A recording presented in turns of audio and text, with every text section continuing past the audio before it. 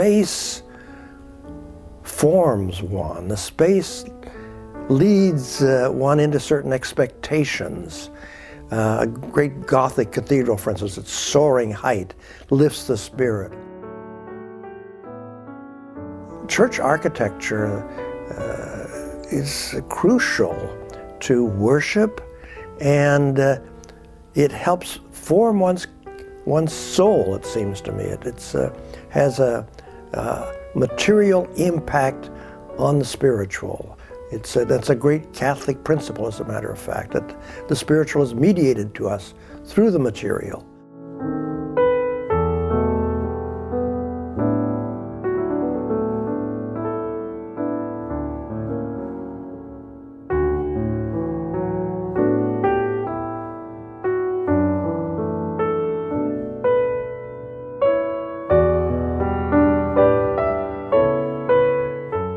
The client is the one who has a dream. It's a home, it's a church, it's whatever the building type is. The architect is the one to help realize that dream. There is architecture a language. It's a language of form, rather than a language of words and punctuation. Building forms have meanings. In classical architecture, there are forms that have accumulated meaning for nearly 3,000 years. These forms have come down to us, and we have accumulated new and different meanings for them over the centuries since ancient Greece and Rome. And these forms are particularly important for America. I mean, the inspiration for this country was ancient Greek democracy and the ancient Roman Republic. So yes, I think classical architecture is and has been what American architecture has always been about.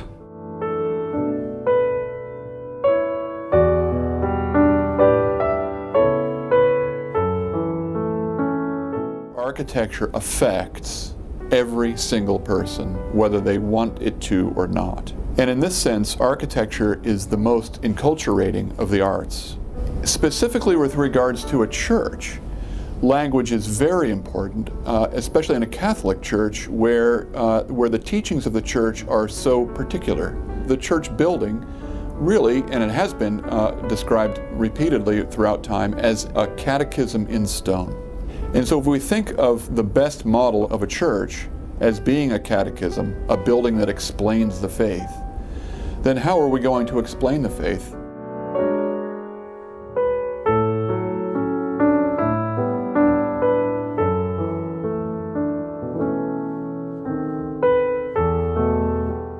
The greatest buildings in the history of architecture have always been religious buildings, synagogues, churches, meeting houses, mosques.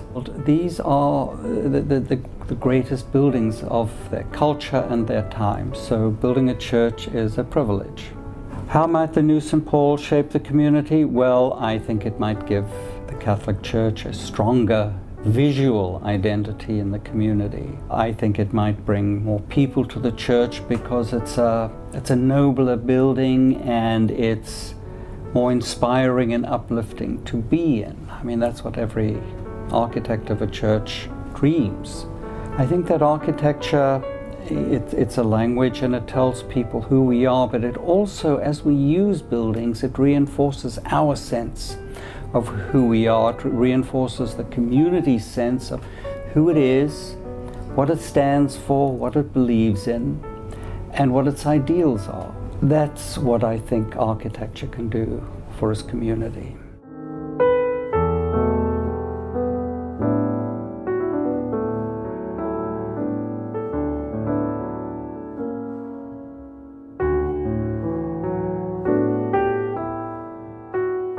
Church architecture, understood linguistically, needs to be able to meaningfully communicate what it is that the Catholic Church is to the Catholics who are there.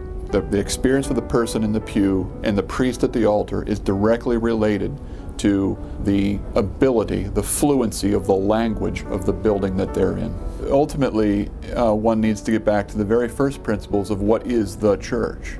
Classical architecture is uniquely qualified to render the church as the church if we understand our church as being throughout time and for all time.